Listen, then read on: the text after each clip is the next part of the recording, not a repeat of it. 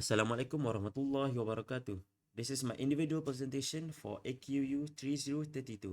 My name is Ahmad Muhaimin bin Abdul Ghaffar. Welcome. So, freshwater fish. What is freshwater fish? A freshwater fish is a fish that live in water that isn't salty, like rivers, lakes, and ponds. My fish of choice is rainbow trout. Rainbow trout, or the scientific name is Oncorhynchus mycis. The external anatomy of rainbow trout and rainbow trout importance. Rainbow trout importance in the global production. In 2019, global trout production reached approximately 940,000 tons, with rainbow trout accounting for 97% of this volume, an increase of 21% compared to 2015.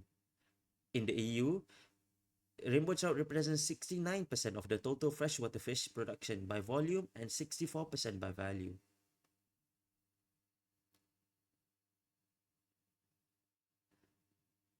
In Italy, rainbow trout is the most widely farmed species, contributing contributing approximately 25.5% of the total value and 69.9% of the value of the volume of farm fish production, an increase of 8.5%.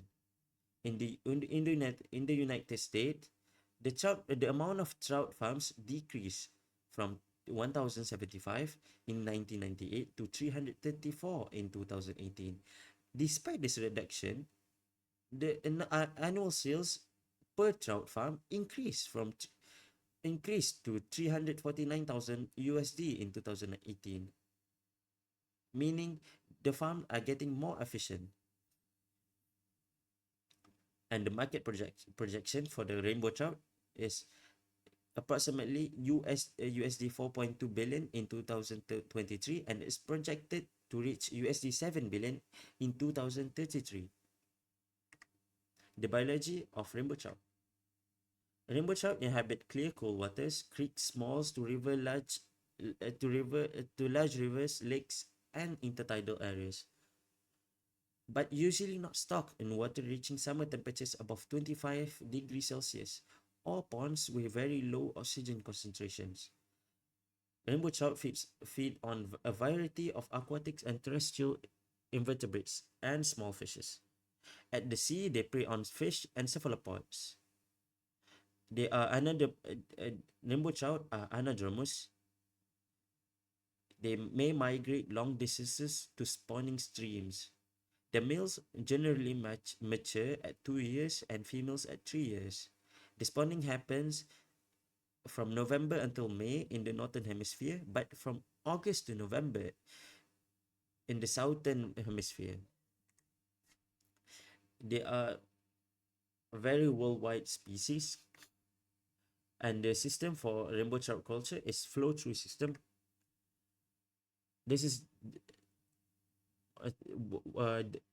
the typical shapes of fiberglass and polypropylene rearing through and tanks.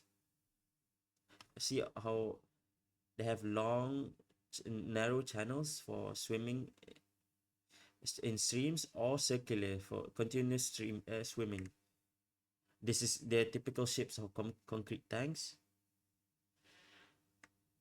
and simple aeration device to aerate the water without using electricity. And this is the hatching tray system. The first hatching tray is placed in a concrete tank. The advantage of this is it can be used as a rearing device for fry. Same with the second device, the horizontal flow incubators. But the third device can be used to save space as they are vertical. The issues number one is site selection. The slope and soil quality is very important for trout farming, as we need a lot of water flow. So if the site have gentle slope, the tanks can be arranged along the slope. If the site have a steeper slope, the tanks should be arranged parallel to the slope. Issues number 2, water supply or flow. Insufficient water supply will result in crippled fish larvae. And if the water supply is insufficient, fish will concentrate at the inlet. And effects of strong water flow is the fish will gather at the outlet, or the fish will gather at the side of the water flow, meaning they will concentrate on one spot, which is very bad for dissolved oxygen concentrations. And water flow should not flow faster than faster within 1 second than the actual total length of the reared fish. The optimal velocity of water is 2 to 3 centimeters for smaller fish, and 4 to 10 centimeters 4 to 10 centimeter per second for larger ones. And marine fish. Now we go to marine fish. What is a marine fish? Marine fish is a fish that live in the salty waters of ocean or the sea. Marine fish are fish like clownfish, Nemo, as you all know, tuna, and sharks. My fish of choice for culturing is yellowfin tuna. This is their external anatomy. They have two dorsal fin, the first dorsal fin and second dorsal fin. They have finlets, they have cauda keel, and they have cauda fin, which is this is lunate shape. We have pelvic and anal fins, cauda peduncle, gill flaps and slits and snout. Fun facts: they can't stop swimming, or they die, sadly. The taxonomy: yellowfin tuna. The scientific name is Tunus albacaris. Yellowfin tuna importance. Yellowfin tuna market value is valued at USD 12 billion in 2018, with annual tuna product sales reaching up to USD 42 billions, accounting for nearly 30% of total global seafood trade. And the tuna industry directly employs over 6 million people, which help in employment and consumption. I think everybody have eaten canned tuna. Tuna serve as a low-cost source of protein worldwide, with 70% of tuna sold in cans, providing an sold in cans, and global catch and demand.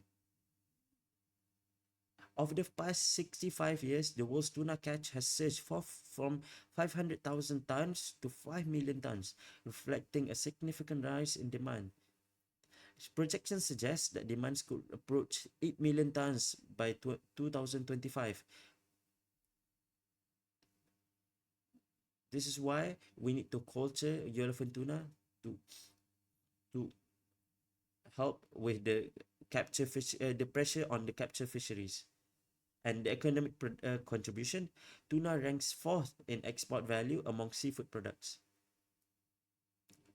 And the estimated sales value of tuna is around 33 billion, representing 24% of global seafood industry value.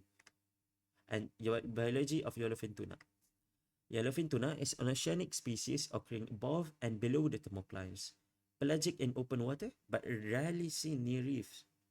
And yellowfin tuna school. They school primarily by size, either in monospecific or multi-species groups.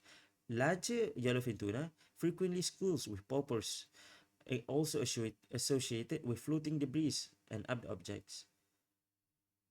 And yellowfin tuna feed on fishes, crustaceans, and squids. It is sensitive to low concentration of oxygen, therefore is not usually caught below 250 meters in the tropics. Yellowfin tuna spawn throughout the tropical and equatorial waters of the major oceans, and yellowfin tuna are multiple spawners, meaning they spawn every few days over the spawning period. And oh, my bad, yellowfin tuna. This is yellowfin tuna tank culture. Breeding technology. We use tank culture. This is the diagram above is the filtration system, and the diagram bottom in the bottom in the is the tank itself.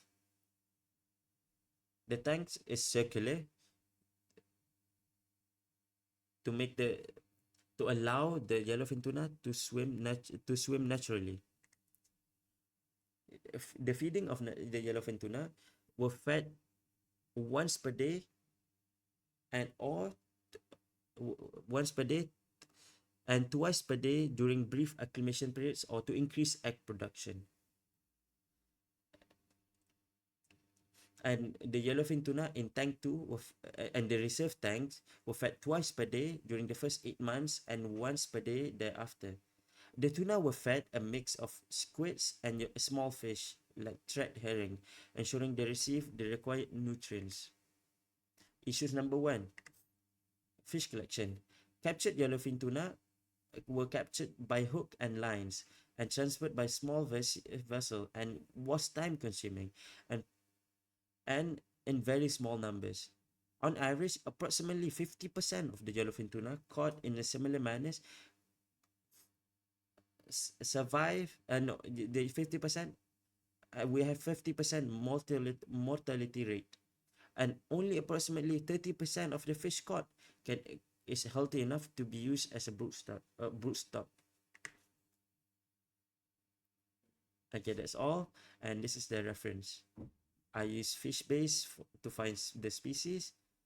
This is the rainbow trout farming. Secondly, it's the tank culture of yellowfin tuna, very new.